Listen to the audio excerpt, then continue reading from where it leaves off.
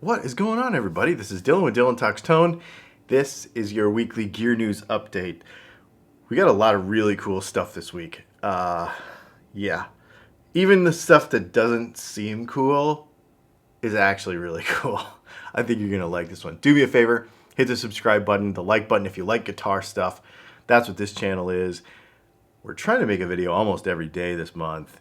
We got a lot of crazy stuff going, so we just got to make a lot of videos. And even though we don't have like sponsors for most of our videos, please do me a favor and check out the links to the products that we talk about today, because when you use those links, it does help the channel. And of course, this being the most important one, DylanTalksTone.com, DylanPickups.com, because that's really what makes this whole thing go. So let's get into the news. First things first, Fender.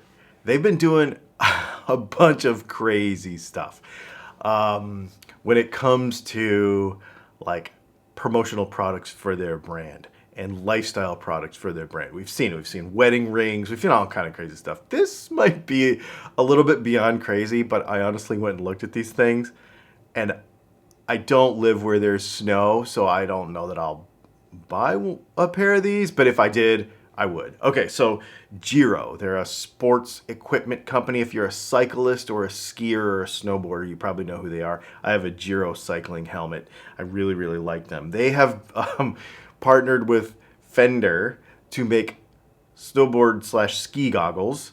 Here they are. They're really cool. They're themed on guitar amp things. So they have like surf green with a tweed band. They have Sunburst with the Tolex band. Really cool stuff, honestly. I know it sounds stupid, but they're really cool. And the prices are commensurate with what these kinds of, they're like 150 to 250 bucks. It's kind of in range for what this stuff is anyway.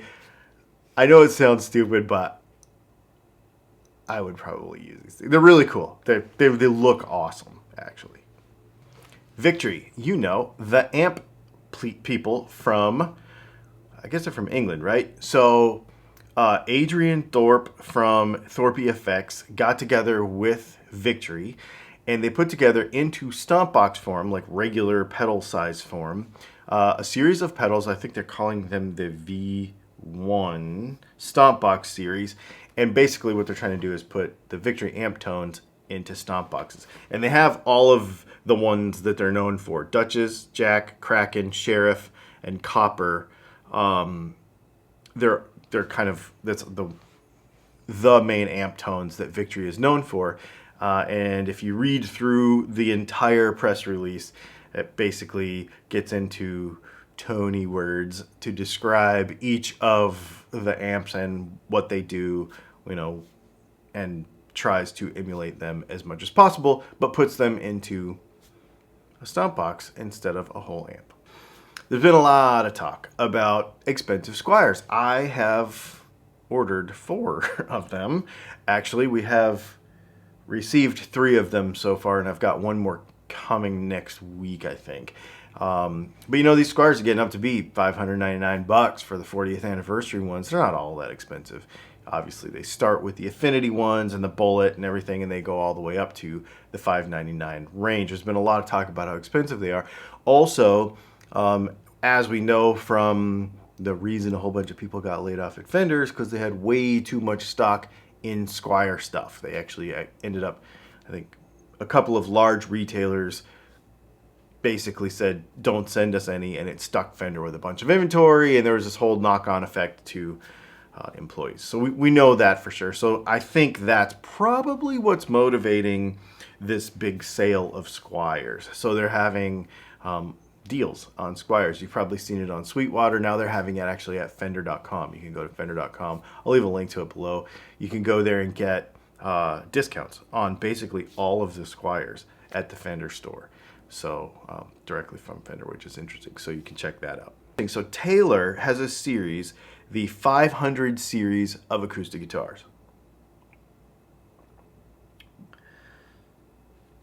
They are revamping a particular brand, or I guess they're coming out with an edition of this guitar in a different wood. They call it Urban Ironbark, which is actually a name they made up.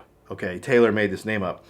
Eucalyptus sideroxylon. Sorry, I'm not a tree guy, but it's a type of eucalyptus tree. But basically, what they did was they partnered with a wood supply company and found out about a bunch of trees that were growing in urban environments that needed to be removed that were this really cool wood. And so I want to say it was like, if I have this right, and this is, I might not have this right, but I'm pretty sure I do have this right, that it was like trees grown in like street medians and stuff in particular cities, and they're like, we need to get rid of this junk. So they, instead of just cutting them down, they actually sold them to this wood supply company, and this wood supply company got with Taylor and like, hey, we have this really cool wood, let's make this really cool guitar. So they did, and that's what this is. So it's not actually red ironbark, it's a eucalyptus. And according to Taylor, they say that it's really cool. It's got the properties of rosewood, but it's really, really stable, more stable like ebony. It machines well, it looks great, it's super uniform, and it sounds really good. This is another example of just because you haven't heard of the wood doesn't mean it's not good. I think this is a really cool thing. This is what's exciting about where we are in guitar building history right now, that we're getting away from the traditional woods that everybody thinks these are the only woods you can make a guitar out of. And now they're kind of going all over the place with them. And I think this is a really excellent application of that. They're beautiful. I haven't played one, obviously, because I just heard about it, but apparently they sound awesome. So check them out. The Taylor 500 series in red ironbark, actually eucalyptus. Coming from a sidewalk near you, Angelico has come out with 2 baritones. We're seeing more baritones. I actually ordered a baritone. That's the other Squier 40th anniversary that I've got on the way. Baritone. Cool. Very cool. These are 26.75 scale length baritones with 14-inch radius necks. You can see them here. One of them's like $16.99 and the other one is like $21.99, something like that. And they're fancy. They look really cool. They're super classy looking. Looks like we've got like a dog ear P90, sort of a casino style pickup in one of them. And then one of them has Seymour Duncans in it, actually. I think Seth Lovers. So really cool looking guitar, really cool looking guitars, and baritone. If that's your thing, this is definitely, and at this price point, and knowing what Angelico does, this thing would look really good on stage, and I'm imagining that they will play pretty well too. Super cool. I'll leave a link to them if I can find them in the description. All the rage last week. You've obviously heard about these by now, but just the way we record news and do news, you've probably already heard of the Wind Through the Trees, the Horse Meat, and the Merry Cries pedals from PRS. You've probably seen some demos on them. I actually tried to get a hold of these. I don't do this very often, where I call my Sweetwater guy on the like doing reviews and YouTube side and say, hey man, can you get me some of these? Because I really want to do a review on this stuff. And he's like, dude, they are like wicked back ordered. So yeah, super wicked back ordered. I'm pretty sure that these things are going to be a hit. I think they're going to sell out. Probably just because people love PRS stuff. I can understand that. What we have here, if you haven't heard, is the Wind Through the Trees is a phaser, or flanger. But it's actually 2 flangers stacked on top of one another that you can actually blend between the two, and you can set them like opposite of each other or whichever way you want, and you can blend, I want the top flanger all, the bottom flanger all, or some substance thereof in between. And you can also, because flangers kind of kill the high end, can add some of that high-end EQ back in, and you can really balance all the signal out. Super cool. You can also balance the wet-dry, like the total wet-dry signal, like all the way wet, all the way dry. There's a lot of options in the thing. Really cool. The other thing is the Horse Meat, which sounds awesome. Basically, allegedly, Paul Reed Smith heard a clon and was like, what if I did a clon and what if it was better? and this is what it is. I like the EQ stages on this thing. I think it's really cool. It goes from just super limited boosty all the way to more drive than I think you need, and I like that EQ side. If you look at it, it's got a boost and a cut on the high and the low, and then so it's not just a tone knob. And then there's also, is it a voice knob? I think it is, which affects the frequency response of the clipping itself, which is really interesting. So there's a lot of flexibility in this overdrive pedal, a lot of tweaky, nerdy stuff that you can do with it. I think it's really cool. And then on the other end of the spectrum, super simple, is the compressor, the Mary Cries compressor. It's an optical compressor, which has a completely, it's got its own thing. That's really cool. There's a LED on there that shows you when you're hitting compression, and it's basically just how much compression, how much level. The end. Super simple. Two knob compressor. Really cool stuff. Reasonably priced, all this stuff, from $219 I think to $349 from the compressor to the flanger. So yeah, it's right in there with stuff. I think it's pretty cool, and the stuff is all assembled in the United States by a pedal builder that you know and love. So that's pretty cool. So he's using a smaller business to do it, which I think is really neat. Gibson, let me know what you think of this in the comments. There's going to be love and hate here, and I think it's really cool. I think it's really cool. I don't quite like how they marketed this stuff, but I think it's really cool. Gibson has come out with a faded original series collection. So basically, they've got, I think it's 3 acoustics, 3 electrics. They've got a Vibrola equipped SG. They've got a 50s Les Paul and a 60s Les Paul, with their not as shiny faded finishes. You can see there's no pickup covers, and a couple other little stripped down things. It brings the price down just a little bit. The standard 61 faded is $21.99, which doesn't sound like the price is down, but it does have a Vibrola and it does have the proper inlays and stuff. This is, a 61 SG kind of reissue thing, but with faded finish and no pickup covers. And then the Les Pauls are $24.99. What I think is really funny is the marketing says they equal more tonal resonance and allow the instruments to really breathe and sound more alive. Dude, are you serious right now? Why are we even saying this in magazines anymore? Why are we saying this anyway?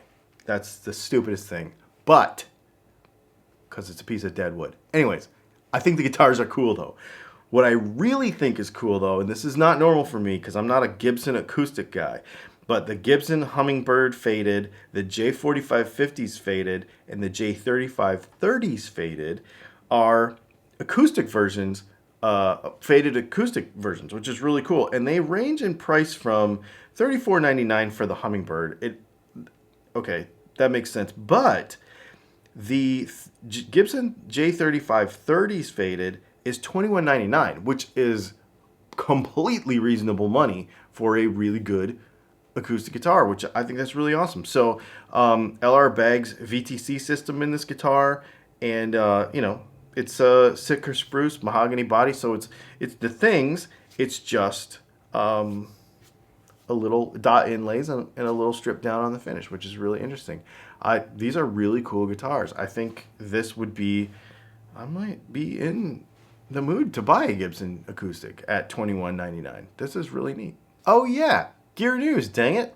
DylanTalksTone, Bonneville pickups. There's a video out about it, came out on Monday. Super stoked. They're Strat pickups that have really nice low bottom end to them without sacrificing anything. They sound fantastic, and they're just big. They just sound big. They fall squarely in our lineup between the Classic 5 and the Hot 5. The Hot 5 is a little too hot for some people. The Classic 5, they want a little bit more. They want to feel like they're bigger than just a vintage Strat. That's what this does. They sound fantastic. I'll leave a link to them in the description as well. They have been doing really well this week, already just coming out a few days ago. They are super good. I think you're going to dig them. Yeah, for sure. We have tons of insane stuff coming. We have a new pedal showing up in the mail probably today or tomorrow. I have the Princeton Tone Master coming. They did delay that until mid-November. I was supposed to have it this week, but apparently there was some sort of delay, so that's not coming until mid-November. There's we got another guitar review coming. We've got a Keith Richards inspired macabre kind of project coming, which I think you're gonna dig, which is really cool. And I'm gonna put together a kit that you can get like this macabre kind of thing and do it to your telly. We've got a lot of cool stuff. Make sure you check out our live stream on Thursday nights at 8 p.m. Make sure you check out our kind of nerdy guitar videos on Monday, as well as we have a little kind of fun hangout live stream that we're doing on Tuesdays. And I'm actually trying to do a video on Friday this week. We'll see. I'm trying to do a video every day of the week this month in October, just for fun. No other reason, just for fun. Thanks for hanging out, and we'll see you tomorrow.